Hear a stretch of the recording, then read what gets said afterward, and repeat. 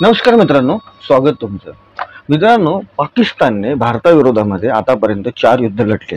त्यामध्ये 47चं कबायली युद्ध असेल, त्यानंतर 65ची लढाई असेल, 71चं बांगलादेश युद्ध असेल आणि 99ची कारगिलची लढाई. हे 4 युद्ध पाकिस्तानने भारताविरोधामध्ये लढल्याच्या नंतर पाकिस्तानच्या असं लक्षात आलं की आपण भारताविरोधामध्ये समोरासमोर युद्ध जिंकू शकत नाही. त्यामुळे ह्या लोकांनी 90च्या दशकामध्ये काश्मीरमध्ये टेररिझमला सुरुवात केली. पीओके मध्ये मोठ्या प्रमाणामध्ये, पीओके म्हणजे पाकिस्तान ऑक्युपाय काश्मीरमध्ये मोठ्या प्रमाणामध्ये ह्या लोकांनी दहशतवादी कॅम्प सेटअप करून दहशतवाद्यांना पीओके मधले काही काश्मीर व्हॅली मधल्या लोकांना ट्रेनिंग देऊन यांनी काश्मीरमध्ये इन्सर्जन्सी मोठ्या प्रमाणात पाकिस्तानने सुरू केली. आणि 90च्या दशकापासून ते आतापर्यंत भारतासमोर म्हणजे आपल्या समोर जर सगळ्यात मोठी जर कुठली समस्या असेल तर ही टेररिझम. काश्मीर व्हॅलीमध्ये 30 वर्षामध्ये मित्रांनो आपले जी आर्म फोर्सेस आहे त्याचं मोठ्या प्रमाणात जीविताचं नुकसान झालं. त्यानंतर मित्रांनो 2014ला आपलं केंद्रातलं सरकार चेंज झाल्याच्या नंतर काश्मीरमधली जी पॉलिसी होती ती चेंज झाली, काश्मीर पॉलिसी. आणि काश्मीर प्रश्नावरती केंद्र सरकारने टिट फॉर टॅट करण्याचं ठरवलं आणि पाकिस्तान बरोबर काश्मीर प्रश्नावरती चर्चा करायची नाही हा निर्णय केंद्र सरकारने घेतला. आणि काश्मीरला कधी नव्हे ते केंद्र सरकारने किंवा आपल्या गव्हर्नमेंटने सिरियसली घेतला आणि फर्स्ट प्रायोरिटी जम्मू काश्मीरला दिली. यानंतर मित्रांनो 5 ऑगस्ट 2019ला केंद्र सरकारने काश्मीरमध्ये एक ऐतिहासिक निर्णय घेतला. काश्मीरमधून 370 आणि 35A हे 2 कलम काश्मीरमधून काढून टाकले.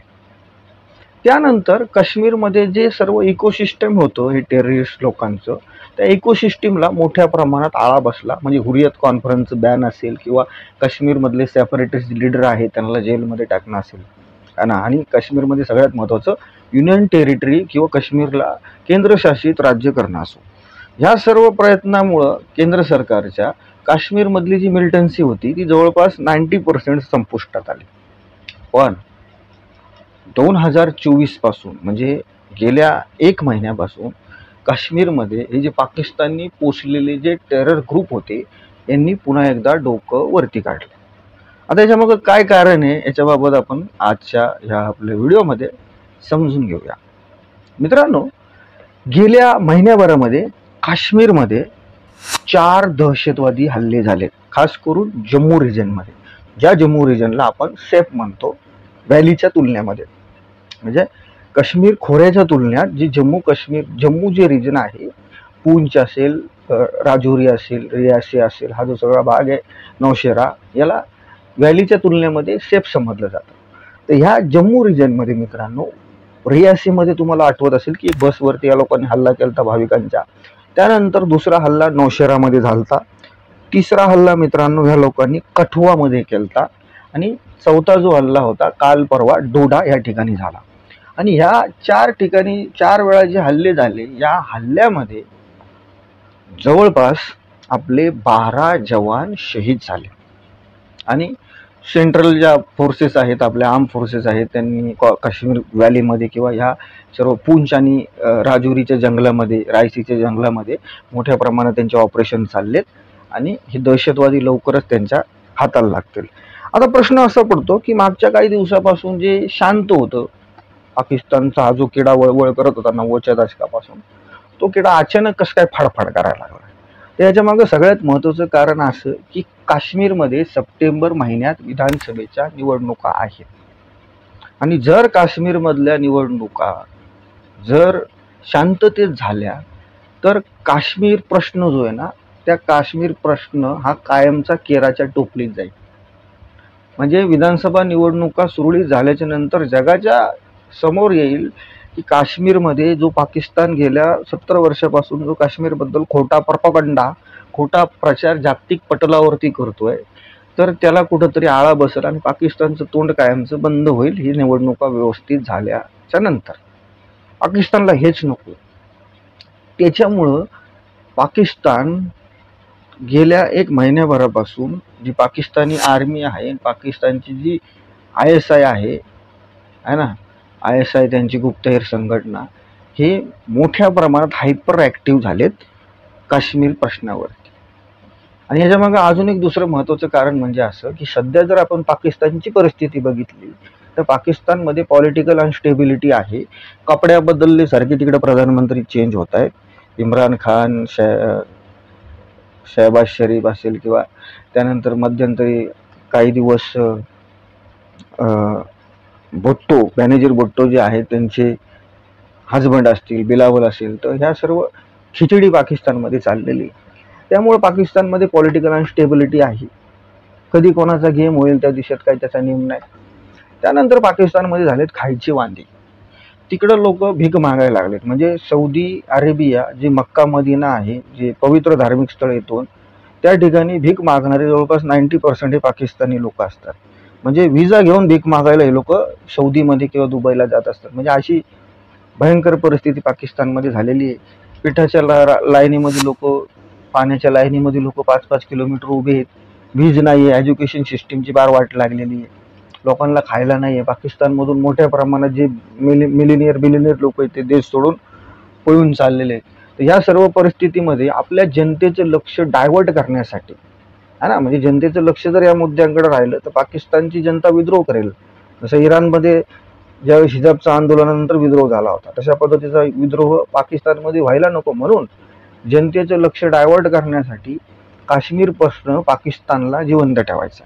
त्यानंतर पाकिस्तानने वर्ल्ड फोरमवरती हा काश्मीर मुद्दा उचलून धरला, पण याचं काही झालं नाही आणि काय होणार पण नाही. मी तुम्हाला सांगतोय किती आरडले ना, अजून 100 वर्ष जरी आरडले तरी सुद्धा हे होणार नाही. आता तुम्ही लोक म्हणाल की बाबा याच्या मागे पाकिस्तानच कसं, म्हणजे काश्मीरमधले जसं आधी मिलिटन्शियन ग्रुप होते, जसं बुरहान वानी होते, जसं JKLFचा बिट्टा कराटे होता, यासिन मलिक होता, सय्यद गिलानी सारखे सेपरेटिस्ट लीडर होते, तसं एखादं असू शकतं ना ग्रुप. तर मित्रांनो, ह्यामध्ये सर्वात महत्त्वाचा विषय असा की हे जे हल्ले झालेत जम्मू काश्मीरमध्ये, ह्यामध्ये जम्मूचे लोकल लोक इन्व्हॉल्व नाही आहेत. ह्यामध्ये 24 पाकिस्तान, जसं मीडिया रिपोर्टनुसार आणि आपल्या आर्म फोर्सेसनुसार 24 पाकिस्तानी वेल ट्रेन मिलिटंट हे बॉर्डर क्रॉस करून लोकल गाईडच्या मदतीने पूंछ, राजौरी आणि रायसीच्या जंगलामध्ये लपून बसले होते. आणि हे जे 4 हल्ले झालेत, हे 4 हल्ले जे आहेत, या हल्ल्यामागं जी जबाबदारी घेतलेली आहे ती काश्मीर टायगर नावाचा एक ग्रुप आहे. या काश्मीर टायगर नावाच्या ग्रुपने ही जबाबदारी घेतली, बरोबर. आणि हा जो ग्रुप आहे, हा ग्रुप पाकिस्तानमधली कुख्यात अशी दहशतवादी संघटना आहे जैश ए मोहम्मद, जिचा सरगण्या आहे तो काय नाव त्याचं, ते बेडकासारखं दिसणार ते काय, हाफिज सईद, बेडकासारखा दिसणारा हाफिज सईद, जो बेळात लपून बसलेला आहे 2020 पासून. 2020ला त्याच्या ढोंगाखाली ज्यावेळेस ब्लास्ट झालता है ना, तुम्हाला माहीत असेल की लाहोरमध्ये हाफिज सईदच्या घराच्या बाहेर रॉने एक ऑपरेशन केलं होतं. जर माहिती नसेल तर तुम्ही ते ऑनलाईन जाऊन गुगलवरती किंवा यूट्यूबवरती त्या ऑपरेशनबद्दल बघू शकता. तेव्हापासून हे जे बेडूक आहे, हा बेडूक डबक्यात घुसलेला आहे, डाराव करत आहे. तर ह्या ज्या बेडकाची संघटना ही जैश ए मोहम्मद, या जैश ए मोहम्मदची एक शॅडो संघटना ही काश्मीर टायगर आहे. त्यामुळे हे तर आता तर स्पष्ट आहे की याच्या मागं पाकिस्तानी ISI आहे, त्यानंतर ISI नंतर ही जैश ए मोहम्मद नावाची संघटना आहे, आणि पाकिस्तानी आर्मी जी काश्मीरमध्ये हे जे टेरर ग्रुप आहे यांना पुन्हा एकदा ॲक्टिव्ह करण्याचा प्रयत्न करते. मित्रांनो, यामध्ये सर्वात महत्त्वाचा विषय असा की केंद्र सरकारने याबद्दल अत्यंत गांभीर्याने पावलं उचलले. त्यानंतर आपले जे नॅशनल सिक्युरिटी ॲडवायझर आहेत अजित डोवाल यांनी सुद्धा मोठ्या प्रमाणात सर्च ऑपरेशन आर्म फोर्सेस करतायत. त्याचबरोबर डिफेन्स मिनिस्ट्री सुद्धा हायपर ॲक्टिव्ह रॅलीमध्ये आहे. जी गेल्या काही दिवसांमध्ये जी शांतता होती तर त्यावेळेस थोडेसे सुस्त पडलं होतं, पण आता वातावरण खूप टाईट झालेलं आहे जम्मू रिजनमध्ये आणि व्हॅलीमध्ये. हे जे सगळं चाललेलं आहे याच्या मागे जे लोक आहेत ना, त्याच्या मागं केंद्र सरकारने किंवा भारत सरकारने ह्या लोकांचा कार्यक्रम करायला पाहिजे. कारण ही जी कीड आहे, ही ही जी कीड आहे ना, ही फक्त वरवर कापून जमणार नाही.